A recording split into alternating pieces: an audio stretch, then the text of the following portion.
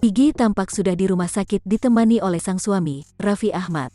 Tampak di unggahan Instagram, Raffi Ahmad menemani sang istri, Jumat tanggal 26 November tahun 2021. Ayah Rafathar itu meminta doa untuk kelahiran sang anak. Diprediksi Nagita dan Raffi Ahmad akan kembali dikaruniai anak lelaki. Bismillah, doain ya guys. Nagita Slavina di rumah sakit jelang lahiran. Instagram @raffinagita1717.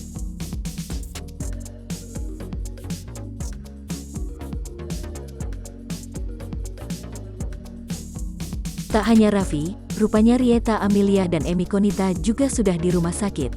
Tampak Rieta membagikan potret dengan sang anak yang ada di sebuah kamar. Gigi duduk di ranjang menantikan proses kelahiran.